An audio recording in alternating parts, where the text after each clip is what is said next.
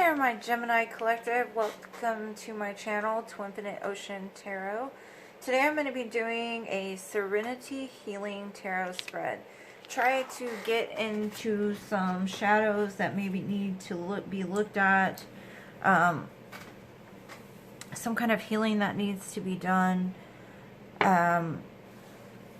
Any guidance or advice from Spirit going forward about how you can accomplish this, or even how to address some things. Maybe just some advice of best ways to do it. Depends on each individual reading. So I'm going to start with this Luminal Spirits Oracle to get an overall message for you. We have metal. And what I get right off of the bat is iron sharpens iron, whereas wood dulls iron. So for me, the metal represents, like, be careful of who you surround yourself with, because if you want to be sharp, you got to surround yourself with sharp individuals. Let's see, it's on page 133. Alright, so it says, some say that metals are bones of the earth. But if you think about it, metal is more like a solidified blood. Once a metal ore is collected, it is heated up, often to a liquid state, so that it can be transformed into tools. We still define progress in civilizations by when their inhabitants move beyond stone tools into harnessing bronze, followed by iron. There are myths that speak of metals as the flesh of deities long hidden within the earth. The ancient alchemists believed that metals had not only magical properties, but also spiritual connections. Our exploration of metallurgy has yielded beautiful works of art as well as terrible tools of destruction. Sometimes it is only through the heat of a crucible that we are able to take on our best, truest form. The blood of the earth is the same as what runs in your veins. Recognize the divine within yourself. Our tongues can be as sharp as knives. Do we seek to create a feast or to find fault and friction? Our deeds are like long-reaching swords. We can choose to defend or destroy with our actions. So for me, when it comes to a healing reading, it's almost like the phoenix rising from the ashes, right? It was burnt, right? So with this is, if it's metal, it was created into a liquid by heat, so that way it could turn into the best, truest form. So for the collective I'm speaking to, you've probably been through some really hard, whether it be upbringing or just trials and tribulations in your life. Now, are you going to use it as a tool to destroy, or are you going to use it as a tool to create? Maybe there's some metal that needs to be melted down and healed, so that way you can create something. Okay, in the foundation we have the Hermit card. What barrier blocking you is the Knight of Coins. Advice of how to move forward. We've got the Five of Pentacles. What you can do to help others. Okay, we have got the Nine of Cups. That's too many cards. What you can do to help yourself. And lessons you can learn from the situation. Okay. So the foundation for you is the Hermit card. You could have taken some time to go inside and really reflect on your life, I guess. Whether circumstances put you in a place to where you've had to pull back from what you've known to be true most of your life, or it's been a conscious decision that you've made to shine some light on those dark places within yourself. The Hermit is a very solitude card, but it is necessary in order to take time to reflect on things that have kind of molded us into the people that we are today. Trying to figure out what narrative we have told ourselves for so long does it really stand to be true? The Knight of Coins is your barrier or blockage. So what I'm getting from this is there could be an opportunity that's trying to come in and present itself to you. But because you've kind of isolated yourself away from it, you're not really seeing it for its full potential. Advice of how to move forward, we've got the Five of Coins. Get out of the lack mentality. You may have grown up in some kind of poverty. You may have been in lack most of your life. You may have associated money, or you may have also been left out in the cold a lot, is what I'm getting. Are you going to constantly tell yourselves that every person that you meet is going to leave you out in the cold, or every opportunity that's presented to you will eventually fall away? Or are you going to start speaking abundance and life into your life? How you can help others is with this Nine of Cups, basically showing people how you've been through so many things in life and you are still able to be happy. You still are able to have a smile on your face. And the Nine of Cups isn't quite the Ten of Cups, but this is all about how you've done it for yourself. What you have done to keep yourself happy. What you've done to work through the things inside of yourself will be a start of how you can share that with the world, or how you can help others with that. And then advice for yourself, what you can do for yourself, is walk away from things that have held you back for far too long. Maybe you've settled for a very long time for things that weren't really in the vibration of where you wanted to be, but you settled for them because they were safe to you. They were something that you've known to be true. You've known that in order to get this, you've got to do this. Just stuff that's been ingrained in you for so long. Or people that love you just enough to get by, but don't love you fully to the point of where you would like to be. And this could be maybe just diving deep into yourself to see why possibly you've had to walk away from things in your life, or how you've walked away from things in your life, possibly even good things, or how other people have walked away from you as well. But what I'm getting is it's all about really taking stock of why you walked away, or maybe why they walked away and what role you played in that.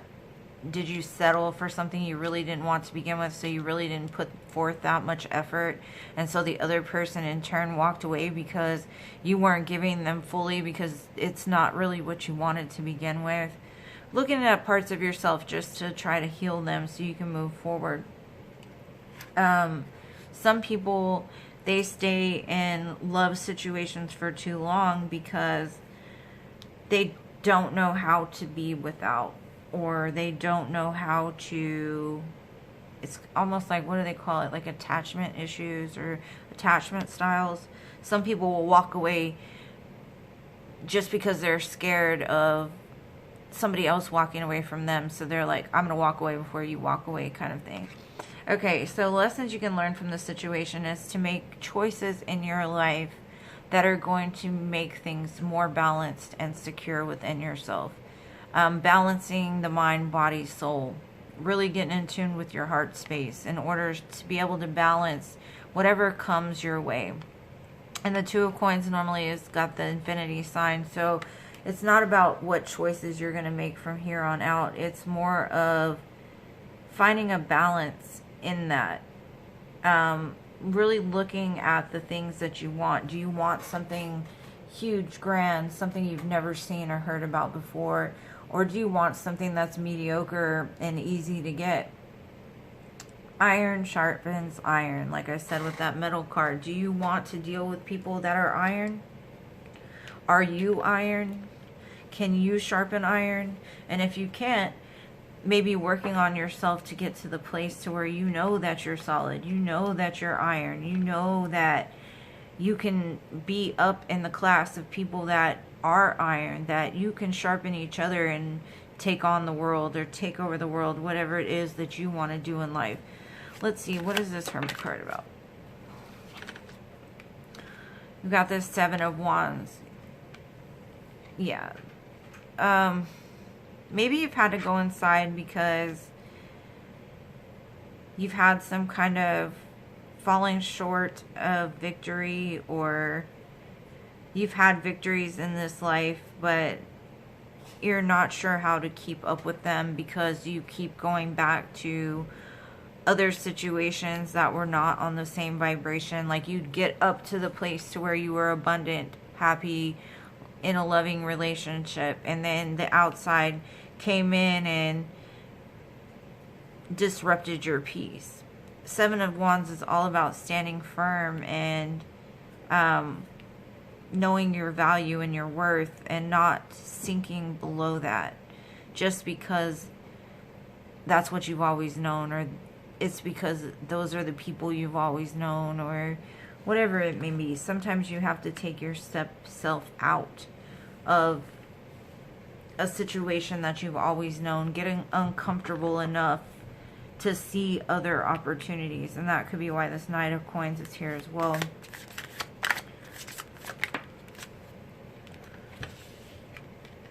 Okay, we've got the Death card. Yeah, this is really, there's some things in your life that need to be transformed.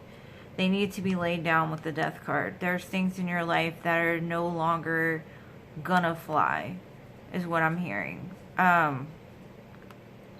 It could be the way that you talk about yourself. It could be the way you talk to yourself that's keeping you in a lack environment, something that you're lacking. If you want this brand new opportunity, you're gonna have to start speaking life into something and not speaking death into it.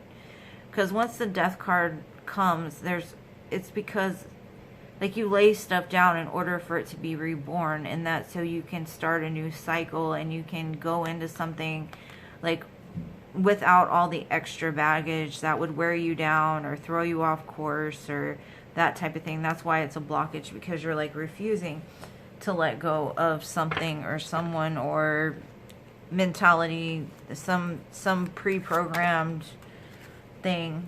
Yeah. And the advice on how to move forward is quit worrying about all this betrayal, backstabbing, lack mentality. Like, how to move forward is to feel it and then let it go. Because something has gone on, for the collective I'm reading for, something has gone on for far too long. You've lived in a state of everybody's going to hurt me, nobody is truthful, nobody's going to do this, they leave me out in the cold, no matter what I do, it's always wrong, blah, blah, blah, blah, speaking negative into situations. And it's time now to move past that. It's time to lay these two things down, like with that Death card, that's your obstacle. And in order to move forward, you have to let the stuff go. You have to take the knives out of your back. And sometimes in order to heal it, you have to feel it. So maybe there's some things you need to feel that you've just put into corners and not wanted to look at, and I don't have time for this or whatever, and it's time to really face those, so that way you're not carrying them around with you for the rest of your life. Because people that are traumatized it's kind of more difficult for trauma survivors or to move past it, because their body innately reacts to certain things that tells them, like, whoa, there's danger here. Whoa, whoa, whoa, watch out, watch out, watch out. People are dangerous. And it's not really something that they consciously even think about. It's something unconscious that might take some serious work to get to the bottom of. But if you start just making concerted effort on even just changing your narrative, like waking up every day and speaking positive into your day or stuff like that, will slowly help to heal those parts. Or if you start to feel a gut reaction towards something that's happened, automatically switch it to something positive. Don't sit there and dwell on it. Don't attach to that focus. And What you can do to help others, you can put in some work towards something that makes you happy. Trying to think something that you're going to do for work could help others. Maybe even just going to work happy. Showing other people how every day doesn't have to be, it's Monday, I gotta work, but being grateful for the opportunity to work, or showing others that it's all in what you make it, you know, kind of teaching them how to live a life that like reflects what it is that most people want. Most people just want to be happy. They want to be unbothered. They don't want to have to stress. They don't want to have to worry. And in all reality, you don't have to. It's really a choice. Like, instead of on Monday waking up and being like, ugh, I can't wait, I don't want to go to work today, ugh, I can't stand Mondays, start saying Mondays are my best days. Or something as simple as that. And it'll start to change. You'll start to see the positive movement around you. What you can do to help yourself is really walk away from things that don't serve you. Know that you're magical. Know that you're sexy. Know that you're abundant. Know that you've got fire within you that can, you know, you don't got to get up off this throne to make something happen. You can do it from right here. Like the Queen of Wands, she's magic. Like, she has other people doing things for her. And not because she's some jerk that's like, you're going to do this for me. No, it's just, she knows how to work smarter, not harder. She knows with her thoughts control how her life looks. She knows that the actions that she does take will tell you, like, what it is that she is. You know, like, just when she does speak, her words mean volumes. Or when she does do something, it's at, like, an utmost level of work, you know? So it's really about getting that passion back into yourself that will help to, you know, even with the Queen of Wands, she's fire. And like the metal says, the fire is what molds it into something useful. So you just need that fire back within yourself. And there's some things that you probably need to walk away from. Okay, so the lessons you can learn from this situation is, no matter how many things that you've been through, no matter how many times you've tried something and failed at it, you've gotten back up and you've tried again. What you learn from it is, don't let the choices or the things from your past keep you from moving forward now. Don't let the things that have hurt you in the past keeping you from opportunities that could be golden for you, people that could be golden for you. Don't let it keep you in a place to where you can't make a decision between what it is you want and don't want. You know, if you never know what you want, you'll never get it. If you never know what you don't want, you won't know what you're headed for. So it's all about taking the concerted effort to really look at these things that may be holding you back in the present moment, and knowing that you're the only one that can save you. No one else can save you. No one else can help you. A relationship won't make your life any better if you go into it with the mentality of, this is going to end, they're going to cheat, they're going to do this, they're going to do that. Because you're just basically speaking death into a situation from the beginning. Let's see here.